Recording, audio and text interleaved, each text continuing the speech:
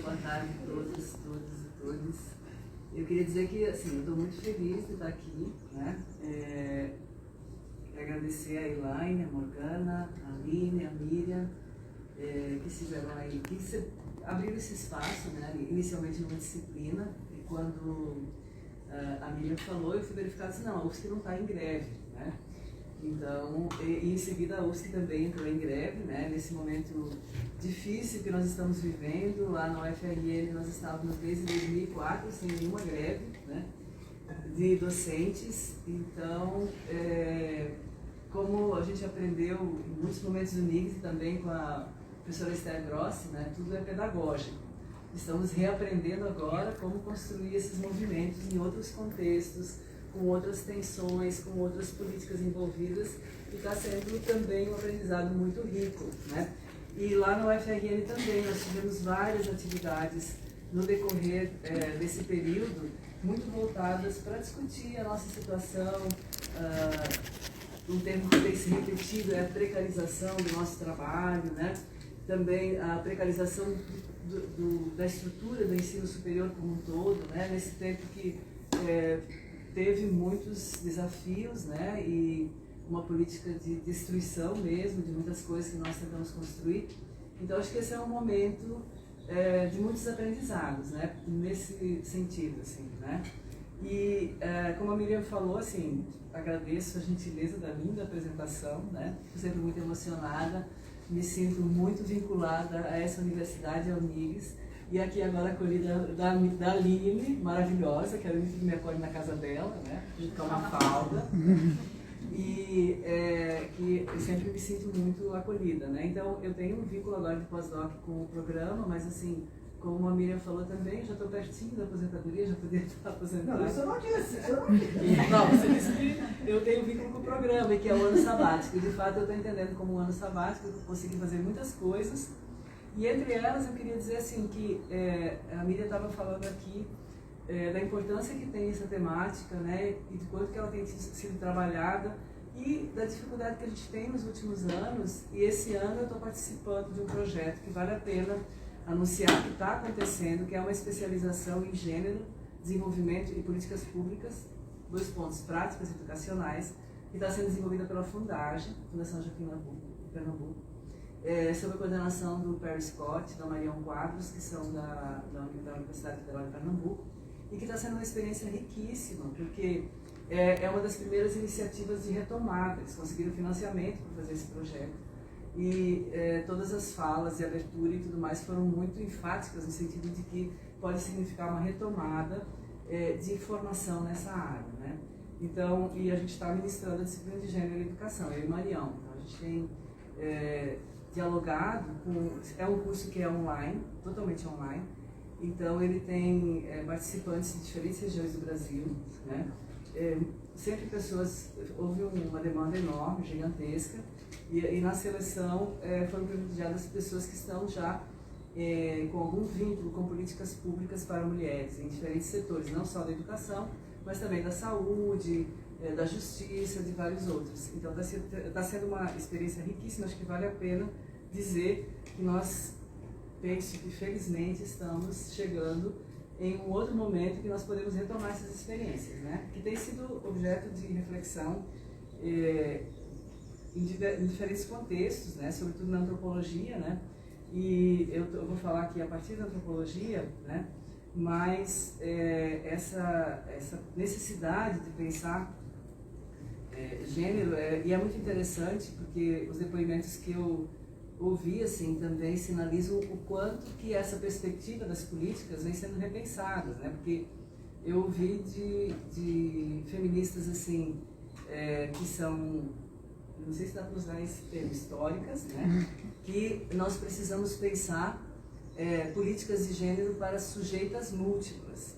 E isso me deixou assim muito feliz, porque acho que é um outro momento, é uma outra maneira de refletir sobre essas questões, tá? Então, o que eu vou trazer hoje, assim, é um pouco de algumas... Pode passar. De algumas questões que estão... Não, é primeiro ainda. Acho que... esse mesmo. De algumas questões que nós estamos discutindo nessas disciplinas, como a Miriam falou, nós temos a disciplina de Antropologia e Educação, mas mais no final eu vou falar um pouco também da nossa mudança curricular, e nós temos não só Antropologia e Educação, nós temos também Gênero, Diversidade e Relações Étnico-Raciais nas práticas educativas, Direitos Humanos e Educação, tem um conjunto de disciplinas, um novo currículo de licenciatura em Ciências Sociais, e justamente isso é resultado de um processo de reflexão sobre a importância que essas questões têm, e sempre desse ponto de vista. Então, um pouco esse é o meu ponto de partida, né? De pensar gênero num contexto mais amplo, né? Gênero e educação num contexto mais amplo, né? E é evidente, assim, isso eu estou repetindo, todo mundo sabe, né? Que gênero e sexualidade são dimensões que estão sempre num campo de disputa, né? E não é diferente quando a gente fala desse momento de reformulação dos currículos, né? Porque, na verdade, tem um desafio muito grande na formação inicial, na formação continuada, na formação inicial que a gente chama são as licenciaturas na universidade, né? Depois eu vou voltar a isso. E na formação continuada, que daí seria o caso dos cursos como o GDE e esse da Fundagem, né? Que vai, na verdade, trazer um aperfeiçoamento e que às vezes é oferecido em nível de especialização para pessoas que já estão atuando, né? E de como tudo isso se relaciona com aquilo que a gente chama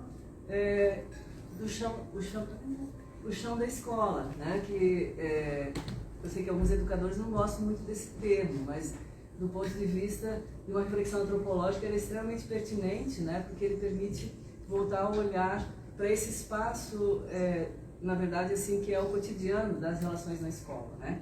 E nós temos muitas produções importantes que têm sido publicadas em torno disso. Se a gente olhar um pouco, assim, as principais revistas de antropologia no Brasil, eu tenho acompanhado mais antropologia, porque se for acompanhar todas a educação, teria muito mais. História eu sei que também tem, sociologia e outras áreas, tem produzido dossiês sobre as questões educacionais, né? Na antropologia, sempre com esse título, Antropologia e Educação, mas tem sido muito recorrente, né? Então, eu queria dizer isso, assim, que é um tema amplo, e eu fiquei me perguntando por onde começar, né?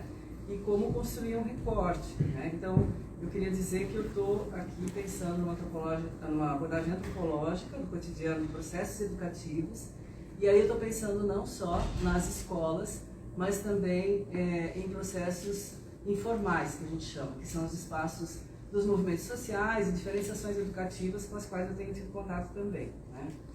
E eu estou pensando muito nessa necessidade de considerar essa presença do gênero em contextos educativos a partir de uma perspectiva transversal, né? Porque o transversal, depois eu vou falar um pouco mais sobre como eu estou entendendo isso, né? Até porque a Miriam tocou agora há pouco na pesquisa que nós fizemos sobre as conferências, né? E eu lembro, quando eu falo em transversal, eu sempre lembro muita coisa relacionada à expectativa de transversalizar gênero em políticas públicas, que esteve muito presente nas gestões petistas, né? E como depois eu vou falar um pouco mais sobre como isso tem acontecido, né? Pode passar para o próximo. Então, na antropologia tem se enfatizado muito, né? E aí são vários autores.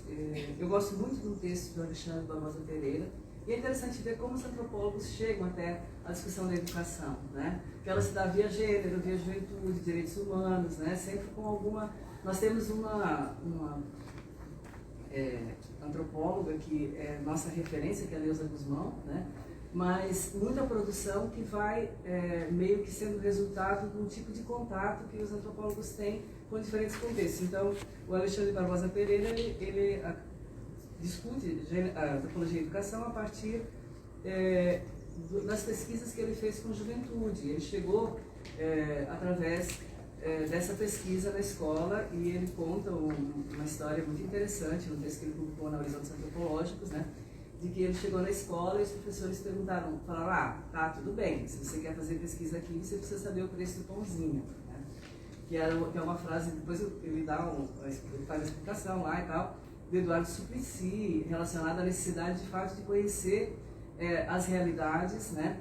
E a partir disso poder dialogar, porque isso foi um professor que falou para ele, e a gente ouve com muita frequência, você não conhece a realidade da escola pública, né? E eu ouvi também muito dos nossos estudantes de ciências sociais, quando nós reformulamos o currículo, daí nós fizemos uma série de debates, e eles comentavam muito assim, nós temos muitos professores que nos falam, né, dos espaços, dão aula no curso de licenciatura e que nunca pisaram numa escola pública, não reconhecem essa realidade.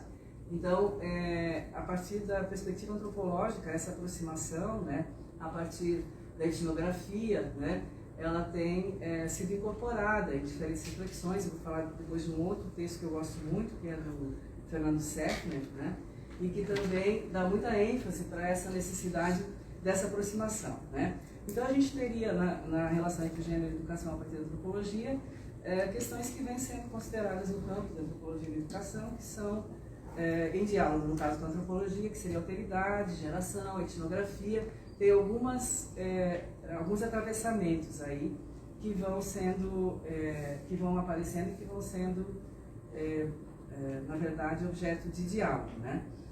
A questão da geração, né, em contextos escolares, ela é fundamental, porque, de modo geral, assim, se pensando na educação básica, ensino fundamental 1 e 2, desde a educação infantil, na verdade, né? E mesmo o ensino médio, né, nós temos um corte geracional aí, no momento em que se estabelece a relação de ensino-aprendizagem, né? E na infância mais ainda, né? Mas mesmo pensando assim, em contextos escolares de ensino médio, a gente tem um projeto chamado Saneando Gênero e Educação, que vou falar um pouco dele depois também, e eu ouço muito dos professores que, por exemplo, mesmo uma diferença de 5 anos, 8 anos, ela é muito significativa, né? Para pensar também que geração não tem só a ver com idade, mas com o momento da vida, com uma série de expectativas, né?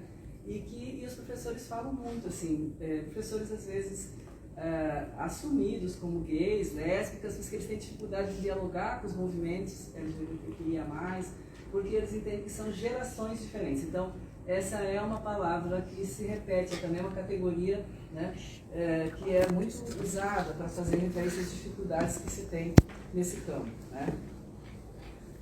Gênero e interseccionalidade, né, e aí eu estou pensando principalmente numa perspectiva de considerar a interseccionalidade como algo que está em movimento, né, ou seja, a perspectiva de relacionar gênero a outras dimensões como raça, classe e outros pertencimentos religiosos, né, não como algo que é fixo, mas que está em constante mudança, em constante movimento, né? Acho que movimento é a palavra mais adequada, né? E a Mara Viveiros, ela traz uma reflexão super importante nesse sentido, né?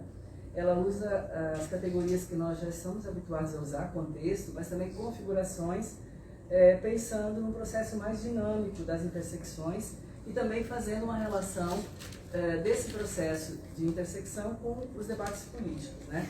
Que vão estar muito presentes também nos campos educativos, principalmente se a gente pensar que hoje nós temos uma presença muito significativa, né, de jovens vinculados a diferentes movimentos, movimento negro, movimento LGBTQIA+, e outros, que estão, e gênero também, movimentos feministas, mas um pouco menos no ensino médio, mas esses movimentos estão muito presentes, né.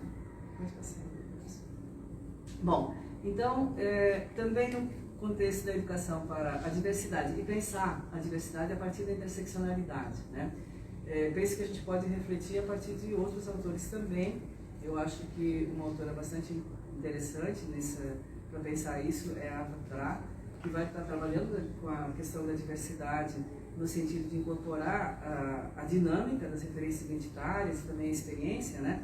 Porque eu entendo que pensar antropologia e educação, e dentro disso gênero e educação, né, na verdade traz essa necessidade, né, de, eu vou repetir isso várias vezes, né, de pensar um movimento, porque a escola ela é um espaço extremamente dinâmico, né, e há necessidade de considerar essas diferentes perspectivas, né, e isso permite também pensar algumas situações que não estão previstas quando a gente fixa muito essa relação entre gênero, raça, classe e algumas perspectivas interseccionais, né? Que vão aparecendo novas diferenças, né? E aí eu penso que é muito importante refletir sobre a ideia de que a diferença não se esgota em uma categoria, né? Mas que ela está, eu sempre falo para os estudantes, a escola é esse espaço em que as diferenças não só emergem, como são produzidas novas diferenças, né? Vários autores já falaram isso, né? Que se tem algo que a gente pode fazer referência em relação à categoria juventude, é que é um momento muito criativo, né? E tem muitas, o tempo todo tem novas coisas que vão se acionando na vivência escolar, né? Então, e a Mara encerra o texto que eu estou usando aqui, dizendo que preservar o princípio da abertura para as diferenças é uma condição, não um limite para a interseccionalidade. Eu acho isso muito importante para pensar, então, essa abordagem. Tá? Bom, aí eu chego, pode passar? Nessa proposta, né, de uma abordagem transversal para gênero em educação, né? E essa perspectiva de transversalidade, eu penso muito assim, foi muito citada a partir da conferência de Beijing, né? Uma demanda de que gênero deveria ser incorporado em todos os setores, em todas as políticas, né? Na minha universidade, quando eu vou preencher um projeto de pesquisa, de extensão, eu tenho que assinalar lá quais são os objetivos, né? Que estão relacionados ao plano de desenvolvimento institucional, mas também objetivos do milênio, que é equidade de gênero e várias outras coisas. Então a gente sempre tem que marcar o que compõe o projeto, né? E aí que eu lembrei muito da nossa pesquisa, né? Que ela mostrou que, na pesquisa que a gente ainda vai publicar, né, o resultado, mas que nós percebemos naquela época que deixava muito a desejar, porque de fato estava previsto em todos os ministérios, em todos os setores da administração pública, né, a referência a gênero, mas que muitas vezes ela fica só marcada como algo assim, que o Ministério precisa indicar quantos projetos incorporaram gênero, né, mas que a gente não tem uma noção de como isso repercute. E eu penso que no caso da educação não é diferente, né, porque se nós pensarmos um pouco assim, no Plano Nacional de Educação, na Base Nacional Curricular Comum, em inúmeros documentos, resoluções, nas propostas de reformulação dos cursos, né, está indicada em muitas ocasiões, em algumas foi suprimida, lógico, a gente teve uma luta grande em 2014, que foi retirado do Plano Nacional de Educação, mas assim, com um pouco dessa situação ainda meio indefinida que está agora, né, em relação à formulação das políticas para ensino médio, né, e que tem alguma coisa que pode ser feita pelos estados e outras que devem seguir a Base Nacional Curricular Comum, né, o novo ensino médio integral e todas essas diferentes propostas, né, em muitas situações elas permitem, por exemplo, que o Estado, as federações individualmente podem definir, né, o que vai ser considerado ou não. Então, em muitas situações aparece marcada a perspectiva de gênero, sexualidade, mas ela não tem continuidade. Então, essa para mim é uma questão, né, que há uma necessidade de tornar transversal, mas que ela ainda está muito distante de ser alcançada. Tá? E tem alguns indicadores em relação a isso, né, que a gente tem indicadores mais gerais, né, que são, na verdade, esse mesmo, que seriam as desigualdades relacionadas ao masculino e feminino, em termos de participação, avaliação e todos esses outros indicadores que são, digamos assim, fornecem um quadro sociológico extremamente importante para a gente pensar, né? Mas eu vejo também que há uma necessidade de considerar, e aí acho que nesse sentido que a antropologia pode contribuir, a gente tem muitas publicações nessa direção, né? Essa aproximação com o que acontece no cotidiano, nas interações, né?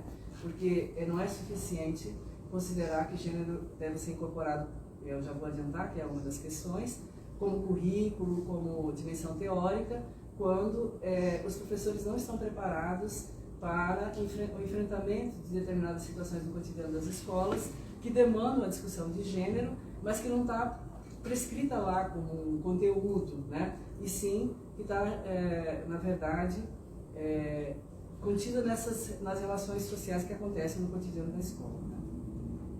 E aí nós temos, sim, diferentes políticas públicas, como eu já falei, né? Documentos, legislações sobre diversidade, né? A partir da Constituição de 88, e é importante dizer que essa perspectiva de gênero ela começa a ser acionada a partir do momento em que há uma abertura para a diversidade que foi colocada na Constituição de 88 e que não é unicamente em relação à dimensão de gênero, né? Educação indígena, educação quilombola, educação do campo, né? E que não foi nenhuma, digamos assim, ação do Congresso, que naquele momento formulou a Constituição. E acho que isso é muito importante para a gente pensar o papel que tem os movimentos sociais, né? Na verdade, isso foi incluído por uma demanda muito forte dos movimentos sociais. Então, se a gente tem uma certa abertura, é porque essa abertura está colocada na Constituição, né? E que permite, por exemplo, que se formule resoluções para as propostas curriculares que incorporam essa discussão, né? E outras legislações que também podem ser gerais, mas também mais específicas, né? Como as regulamentações do uso do nome social, né? E que acaba tendo diferenças de acordo com os estados, né?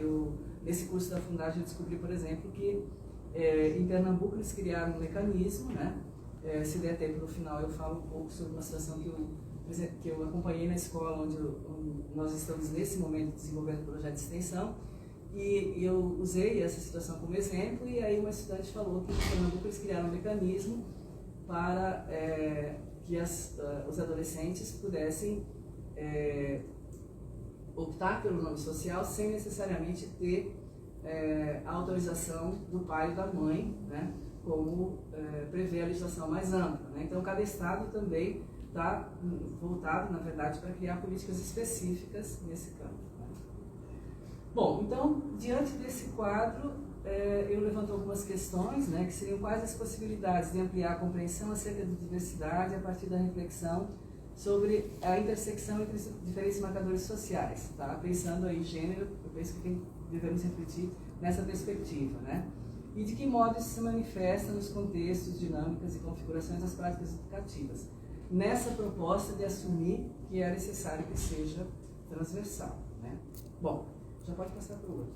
E aí é importante a gente pensar um pouco, né, o que são esses contextos de escolarização e os contextos também informais, né? Eu já falei um pouco sobre isso, né, como espaço de reconhecimento e produção da diversidade, né? Mas aí a gente precisa também incorporar, nós precisamos incorporar também essa reflexão, e eu penso que às vezes faltam essas conexões. Eu estava conversando com a Aline, né, sobre a experiência nos cursos de licenciatura, que nós temos muitos depoimentos dos estudantes que eles trazem uma reflexão extremamente positiva, né? Eu estou falando especificamente do curso de licenciatura em Ciências Sociais da UFRN, mas eu vi isso já em outros depoimentos, né?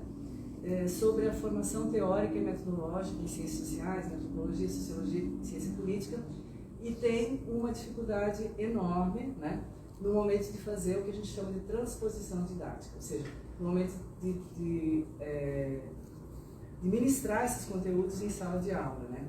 Então eu penso que refletir sobre diversidade em geral e gênero em particular também traz a necessidade de uma reflexão sobre a questão pedagógica, né? Sobre como nós estamos pensando em educação, o que nós estamos entendendo como processo educativo, né?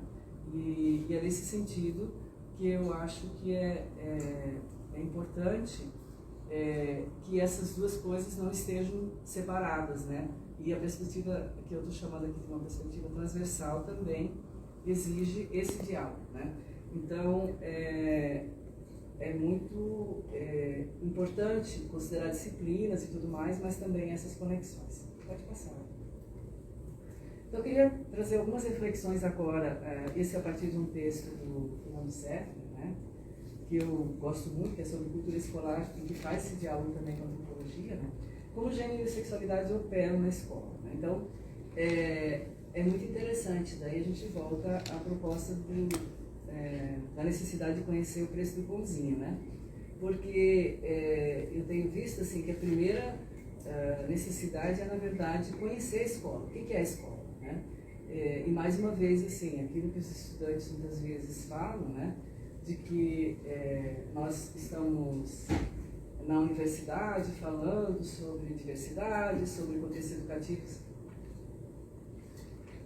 em uma situação em que muitos professores não conhecem, muitos dos professores que estão ali não conhecem a situação das escolas, e acho que a gente tem que enfrentar, na verdade, essa questão, porque é uma realidade e ela traz uma série de consequências, assim, porque, na verdade, acaba separando muito esses conteúdos, né, dos universos. Então, esse texto do Fernando Serpa, ele vai trabalhar com cenas escolares, e ele tem uma afirmação que eu acho excelente. Ele diz que não tem nenhuma situação, nenhuma pessoa mais autorizada a falar sobre o que deve ser feito na escola do que o professor da escola.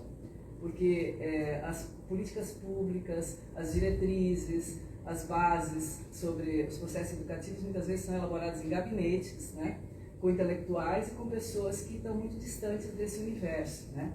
Então a proposta dele, que ele chama de acionar cenas escolares, né, e ele tem uma proposta de fato de que os professores em sala de aula deveriam registrar o que acontece na sala de aula e a partir disso construir as suas interações, né, formas de ministrar os conteúdos, né, é muito interessante, né? Então essa necessidade de conhecer a teoria e também as práticas na escola, né? E aí ele vai propor que ensinar gênero e sexualidade exige necessariamente um equilíbrio entre as categorias conceituais, ação política e aí o regramento moral, porque à medida em que a gente se volta para esse cotidiano e aciona esses conteúdos, é inevitável, né, ter contato com todas as dimensões das moralidades que estão ali também em contexto de disputas, né? E a gente teve muito isso em relação à agenda chamada agenda antigênero, né? A acusação de ideologia do gênero e tudo mais, né? Então, eu acho que é interessante essa proposta, né? E justamente porque, na verdade, assim, ela vai se direcionar para o reconhecimento do que é a escola, né? Pode passar. Evidente que não é possível fazer isso sem pensar o currículo, né? E o currículo aqui, lógico, deve envolver esses modos de inserir conteúdos e também de transmissão de conteúdo, né? E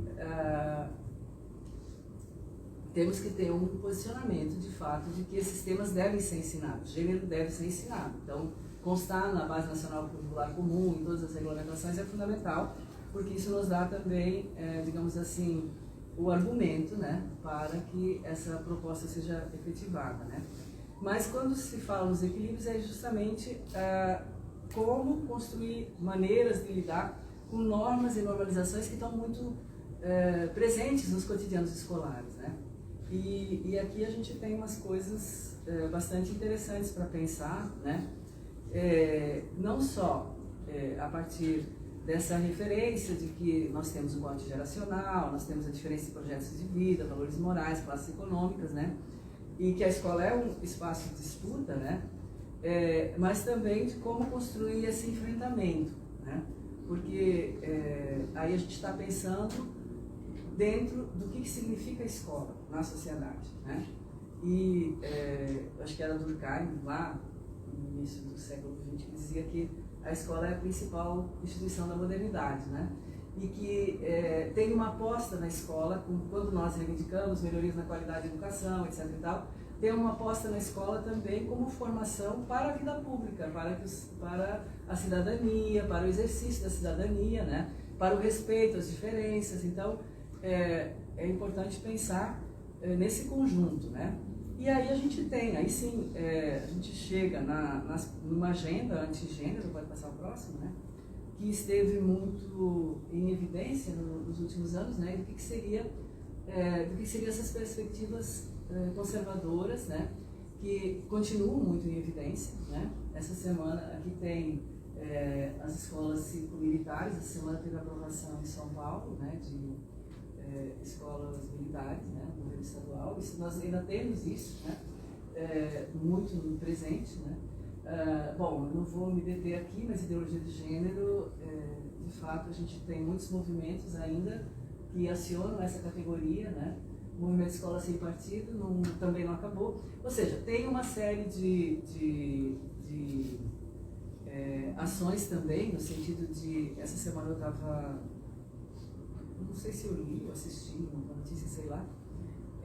Novamente a discussão da linguagem neutra e todo esse conjunto de legislação, mas que estão sempre sendo acionadas. Então, essas perspectivas conservadoras, que a gente chama de conservadoras, essa agenda, ela acaba estando ainda muito presente, né? A perspectiva neoliberal e a questão religiosa é algo extremamente desafiador, né?